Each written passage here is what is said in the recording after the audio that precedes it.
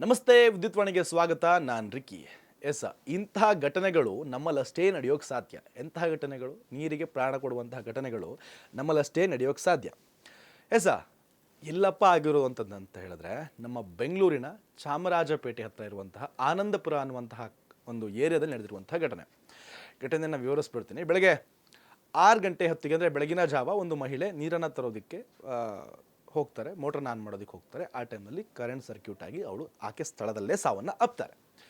ಮೃತ ದುರ್ದೈವಿಯ ಹೆಸರು ಬಂದ್ಬಿಟ್ಟು ಸೆಲ್ವಿ ಅಂತ. ಆ ಸೆಲ್ವಿ ಅನ್ನುವಂತಹ ಮಹಿಳೆ ಸಾವನ್ನಪ್ಪಿರುವಂಥದ್ದು ಒಂದು ಪಾರ್ಟ್. ಆದರೆ ನೆಕ್ಸ್ಟ್ ಪಾರ್ಟು, ಸೊ ಇಲ್ಲಿ ಇದೇ ಮೊದಲ, ಅಲ್ಲಿನ ಪ್ರತಿಭಟನಾಕಾರರು ಹೇಳ್ತಿರುವಂತಹ ಪ್ರಕಾರ ಇದು ಮೊದಲನೇ ಹೆಣ ಬಿದ್ದಿರುವಂಥದ್ದಲ್ಲ, ಸಾವಾಗಿರುವಂಥದ್ದಲ್ಲ. ಇದಕ್ಕೂ 3 ಬಾರಿ ಇಂತಹದ್ದೇ ಆಗಿತ್ತು ಅಂತ ಅಲ್ಲಿನ ನಿವಾಸಿಗಳು, ಅಂದರೆ ಇವತ್ತು ಪ್ರತಿಭಟನೆ ಮಾಡುವಂತಹ ಸಂದರ್ಭದಲ್ಲಿ ಈ ಮಾತನ್ನು ಹೇಳಿದ್ದಾರೆ.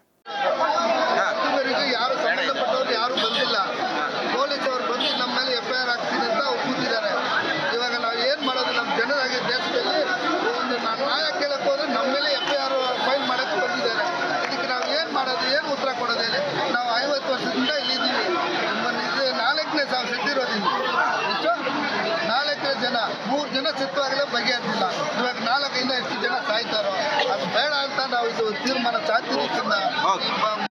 ಇದಕ್ಕೂ ಮುಂಚೆ 3 ಹೆಣಗಳು ಬಿದ್ದಿದ್ವು ಇದೇ ವಿಚಾರಕ್ಕೆ ಅಂತ. ಇನ್ನೊಂದು ಪಾರ್ಟಿಗೆ ಬರೋಣ. ಅವಾಗ ಅಲ್ಲಿನ ಶಾಸಕರಾದಂತಹ, ಸಚಿವರಾದಂತಹ ಜಮೀರ್ ಅಹಮದ್ ಅವರು ಸ್ಥಳಕ್ಕೆ ಭೇಟಿ ಕೊಟ್ಟು ಹೇಳ್ತಾರೆ, ಇದು ಅಕ್ರಮವಾಗಿ ಮೋಟ್ರನ್ನ ಇಟ್ಕೊಂಡಿರುವಂಥದ್ದು. 3-4 ಅಂತಸ್ತಿನ ಮನೆಯನ್ನು ಕಟ್ಕೊಂಡಿದ್ದಾರೆ. ಸೊ ಅಲ್ಲಿಗೆ ನೀರನ್ನು ಡಂಪ್ ಮಾಡೋದಕ್ಕೋಸ್ಕರ ಏನು ಮಾಡ್ತಾ ಇದ್ದಾರೆ, ಈ ಮೋಟ್ರನ್ನು ಬಳಸ್ತಾ ಇದ್ದಾರೆ. ಆ ಒಂದು ಕಾರಣಕ್ಕೆ ಇದು ಅಕ್ರಮವಾಗಿ ನಡೀತಾ ಇರುವಂಥದ್ದು ಅನ್ನುವಂತಹ ಮಾತನ್ನು ಹೇಳ್ತಾರೆ. ಓಕೆ, ಈಗ ಪ್ರತಿಭಟನಾಕಾರರು ಹೇಳ್ತಿರುವಂತೆ ಇದಕ್ಕೂ ಮುಂಚೆ 3 ಹೆಣಗಳು ಬಿದ್ದಿತ್ತು ಅಂತ ಹೇಳ್ತಾರಲ್ಲ, ಅವಾಗೆಲ್ಲಿ ಹೋಗಿದ್ರಿ ಸ್ವಾಮಿ? 3 ಹೆಣ ಬಿದ್ದಿದೆ, ಅಕ್ರಮವಾಗಿಯೇ ಹಿಂಗೆಲ್ಲ ಮಾಡೋಕ್ಕೆ ಹೋಗಿನೋ ಆಗೋಗ್ಬಿಟ್ಟಿದೆ. ಸೊ ಎಚ್ಚೆತ್ಕೋಬೇಕು, ಇದನ್ನು ತೆಗೆದುಹಾಕಬೇಕು, ಏನೋ ಒಂದು ವ್ಯವಸ್ಥೆ ಮಾಡಬೇಕು ನೀರಿಗೆ. ಇಲ್ವಾ? ಅದೆಲ್ಲ ಹೆಣಗಳ ರಾಶಿ ಬೀಳ್ತಾ ಹೋದಂಗೆ ಆಗಬೇಕು. ವೀಕ್ಷಕರು, ಇನ್ನೊಂದು ವಿಚಾರ ನಿಮ್ಮ ಗಮನಕ್ಕಿರಲಿ. ಈ ಚಾಮರಾಜಪೇಟೆ ಅಥವಾ ಮೆಜೆಸ್ಟಿಕ್ ಹೃದಯ ಭಾಗ ಏನಿದೆಯಲ್ವಾ, ಇದು ರಾಜರು ಏನು ಮಾಡಿದರು ಅಂತ ಹೇಳಿದರೆ, ಇದನ್ನು ಉಗಮ ಸ್ಥಾನಗಳು, ಅಂದರೆ ಬೆಂಗಳೂರು ಅವಾಗ ಸ್ಥಾಪನೆ ಆಗ್ತಾ ಇತ್ತಲ್ವ, ಆಗ ಸ್ಥಾಪನೆ ಆಗ್ತಿದ್ದಂತಹ ಸಂದರ್ಭದಲ್ಲಿ ಬೆಂಗಳೂರು, ಚಾಮರಾಜಪೇಟೆ ಈ ಎಲ್ಲ ಜಾಗಗಳು ಕೂಡ ಒಂಥರ ಟೋಲ್ ಥರ ಇದ್ವು. ಈ ಚಾಮರಾಜಪೇಟೆ, ಮೆಜೆಸ್ಟಿಕ್ಕು, ಹೃದಯ ಭಾಗ ಏನಿದೆಯಲ್ವಾ, ಅದು ಒಂಥರ ಟೋಲ್ ಥರ ಇತ್ತು. ಇನ್ ದ ಸೆನ್ಸ್ ಆವಾಗ ಬೆಂಗಳೂರು ಆಗ್ತಾನೆ ಅಭಿವೃದ್ಧಿ ಹೊಂದ್ತಾ ಇತ್ತಲ್ವಾ. ಹೃದಯ ಭಾಗ ಏನಿದೆಯಲ್ಲ, ಇವೆಲ್ಲ ಆಗಿನ ಟೋಲ್ ಅಂತ ಹೇಳಾಗ್ತಾ ಇತ್ತು, ನಾನೆಲ್ಲ ಓದ್ತಿರೋ ಪ್ರಕಾರ, ಅದೊಂದು ಮಾಹಿತಿಯ ಪ್ರಕಾರ. ಸೊ ಹಿಂಗಿರುವಂತಹ ಆ ಗ್ರಾಮಗಳೇ, ಆ ಏರಿಯಾಗಳೇ ಇನ್ನೂ ಡೆವಲಪ್ಮೆಂಟ್ ಆಗದೆ, ಮೂಲಭೂತ ಸೌಕರ್ಯಗಳಿಗೆ ಪ್ರಾಣವನ್ನು ಬಿಡ್ತಾ ಇದ್ದಾರೆ. ಇದು ದ ಗ್ರೇಟ್ ಅಲ್ಲಿನ ಸಂಬಂಧಪಟ್ಟ ಲೋಕಲ್ ಏಡ್ಸ್ಗಳಿಗೆ, ಅಧಿಕಾರಿಗಳಿಗೆ, ಅಲ್ಲಿನ ಸಚಿವರಿಗೆ, ಶಾಸಕರಿಗೆ, ಅವರಿಗೆ ಸಲ್ಲಬೇಕಾದಂತಹ ಕೃತಜ್ಞತೆ, ಸಲ್ಲಬೇಕಾದಂತಹ ಒಂದು ವಿಷಯ, ಪ್ರಶಂಸೆ ಅವರಿಗೆ ಸಲ್ಲಬೇಕಾದೆಲ್ಲ. ಎಸ್, ಇನ್ನು BWSSB ಆ ಒಂದು ಪೈಪ್ಲೈನ್ಗೆ ಮೋಟ್ರನ್ನ ಹಾಕೊಂಡಿರೋ ಅಕ್ರಮವಾಗಿ ಅಂತಂದರೆ ಏನು ಮಾಡ್ತಾ ಇತ್ತು? ಬೆಸ್ಕಾಮು ಅಕ್ರಮವಾಗಿ ಮೋಟ್ರನ್ನ ಇಟ್ಟಿದ್ದಾರೆ ಅಂದರೆ ಏನು ಮಾಡ್ತಾ ಇತ್ತು?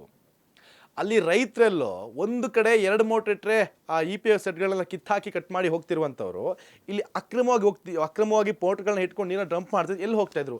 ಅಂದರೆ ನನ್ನ ಉದ್ದೇಶ ಅವ್ರು ನೀರು ತಗೋಬಾರ್ದು ಅನ್ನೋವಂಥದ್ದಲ್ಲ. ಅಲ್ಲಿಗೊಂದು ನ್ಯಾಯ, ಇಲ್ಲಿಗೊಂದು ನ್ಯಾಯನಾ? ಹೆಂಗೋ ಅಡ್ಜಸ್ಟ್ಮೆಂಟಲ್ಲಿ ನಡ್ಕೊಂಡು ಹೋಗ್ತಾ ಇತ್ತಾ? ಈಗ ಪ್ರಾಣ ಬಿದ್ದಾಗ ರೊಚ್ಚಿಗೆದ್ಬಿಟ್ಟಿದ್ದಾರೆ.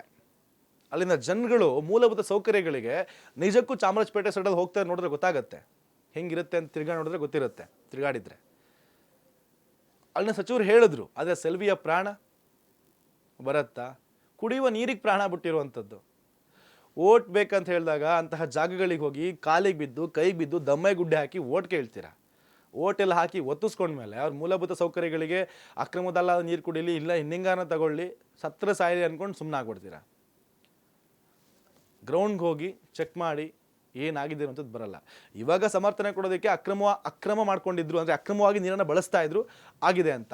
ಅದೇ ಸ್ವಾಮಿ, ಅಲ್ಲಿ ಸುಮಾರು ಒಂದು ಕಾಲಡಕ್ಕೆ ಜಾಗ ಇಲ್ಲದಷ್ಟು ಒಂದು 20-30 ಮೋಟ್ರ್ಗಳನ್ನ ಇಟ್ಕೊಂಡಿದ್ದಾರೆ. ಅವೆಲ್ಲ ಒಂದು ವೈರನ್ನು ಮಿಸ್ ಆಗಿ ಎಲ್ಲವೂ ಕೂಡ ಇದಾಗ್ಬಿಟ್ಟಿದ್ದಾರೆ. ಅಕ್ಕಪಕ್ಕ ಮನೆಯವ್ರ ಕತೆ ಏನು, ಅದಿರುವಂಥ ಬಿಲ್ಡಿಂಗ್ ಇರೋರ ಕತೆ ಏನು, ನೀರಂತ ಹೇಳಿದ್ರೆ ಅಲ್ಲಿ ಕರೆಂಟ್ ಎಷ್ಟು ಶಾಕ್ ಆಗುತ್ತೆ, ಸ್ಪ್ರೆಡ್ ಹೆಂಗಾಗುತ್ತೆ, ಅವೆಲ್ಲ ಒಂದು ಸೆನ್ಸ್ ಅಲ್ವಾ, ಕಾಮನ್ ಸೆನ್ಸ್ ಅಲ್ವಾ ಅದೆಲ್ಲ.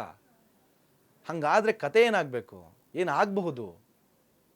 ಸೊ ದಯವಿಟ್ಟು ವಿದ್ಯುತ್ವಾಣಿಯ ಕಳಕಳಿಯ ಮನವಿ ಏನಂತ ಹೇಳಿದ್ರೆ, ಏನು ಅಕ್ರಮವಾಗಿ ಮೋಟ್ರನ್ನ ಇಡಲಾಗಿದೆ ಅಂತನ್ನ ಏನು ಹೇಳ್ತಿದ್ರಲ್ವಾ, ಅದನ್ನು ತೆರವುಗೊಳಿಸಿ ಆ ಜನರಿಗೆ ಮೂಲಭೂತ ಸೌಕರ್ಯಗಳ ನೀರನ್ನು ಕಲ್ಪಿಸೋ ವ್ಯವಸ್ಥೆ ಮಾಡಿ. ಬೆಸ್ಕಾಂ ಆಗಿರಬಹುದು, BWSSB ಆಗಿದ್ರು, ಅದು ಅಕ್ರಮವಾಗಿ ದಯವಿಟ್ಟು ತೆರವುಗೊಳಿಸಿ.